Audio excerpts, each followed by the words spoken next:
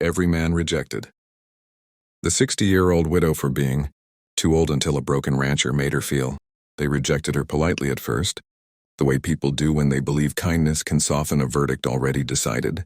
Miriam learned to recognize it in the tilt of a head, the pause before a response, the gentle deflection disguised as concern.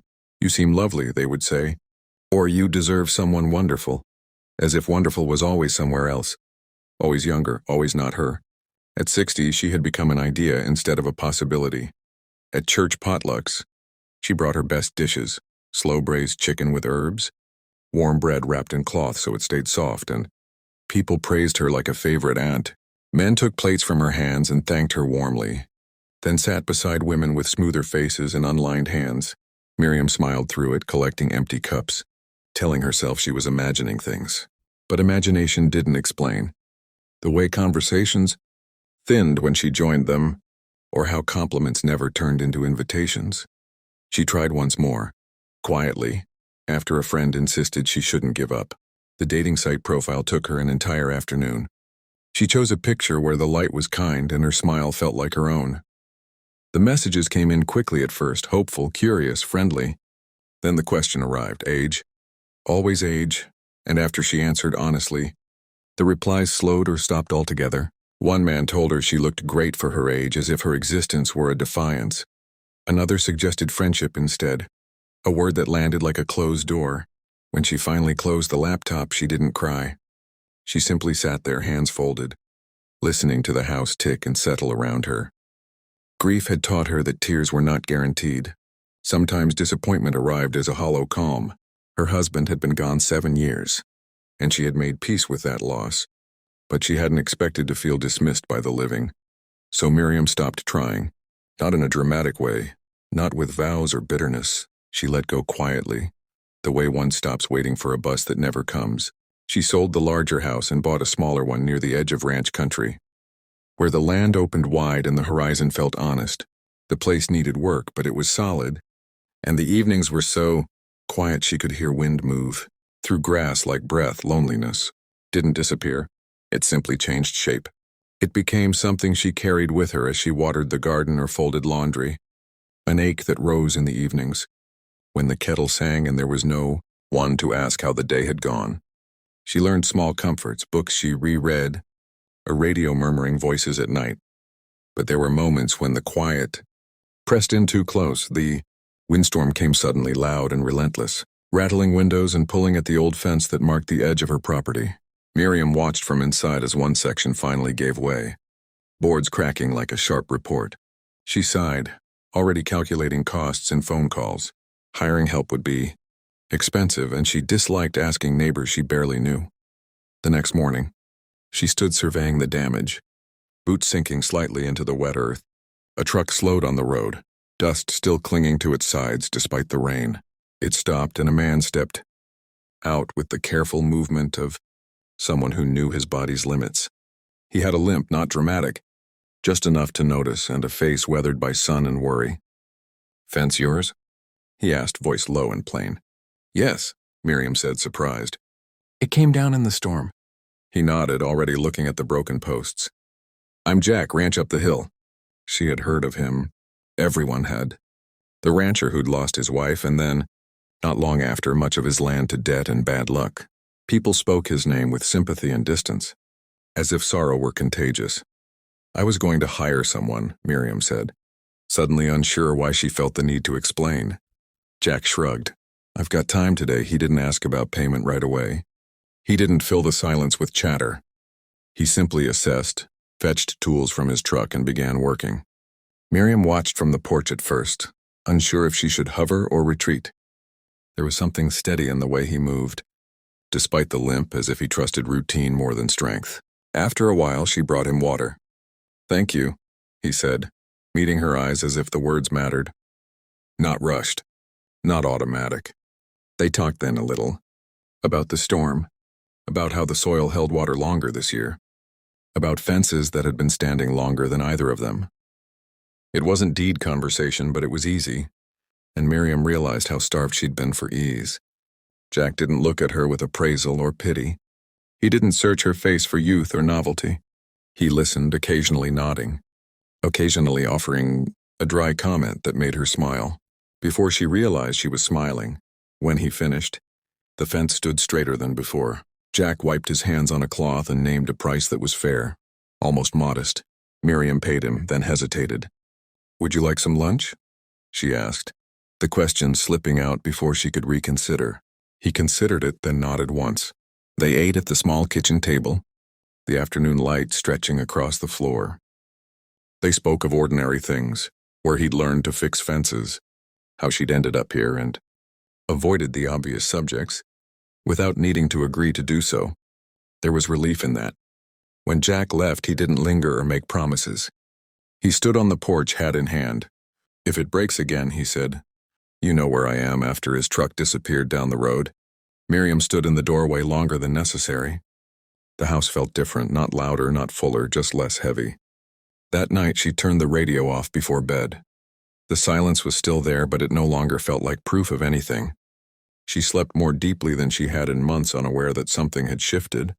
Quietly, without asking permission, Jack kept showing up in a way that never felt like intrusion. Sometimes he came with a reason, sometimes with nothing more than not in a question about how the fence was holding. Miriam learned the sound of his truck long before she saw it, a low rumble that stirred something warm and unfamiliar in her chest. She told herself it was just company, just the novelty of a new face. But the truth settled deeper each time he crossed her threshold. They fell into a rhythm without naming it. Jack might stop by in the late afternoon when the sun softened and shadows stretched. Across the land, Miriam would put the kettle on without asking if he wanted tea. He always did. They sat on the porch or at the kitchen table, hands wrapped around chipped mugs, letting conversation unfold at its own pace. Some days they spoke more, some days less. Neither of them tried to fill the space when words ran out. Miriam noticed how carefully Jack moved, how he favored one leg without complaint. Once, when she asked about it, he shrugged and said, "Old injury. Gets loud when the weather changes." Said it the way people do when they've learned not to expect sympathy. She didn't press. Instead, she paid attention, slowing her own steps when they walked, choosing paths that were easier on uneven ground. He noticed that too, though he never mentioned it. In return, Jack noticed her in ways that startled her. He remembered how she took her tea. He commented on the way she'd arranged the garden so the flowers bloomed in sequence rather than all at once.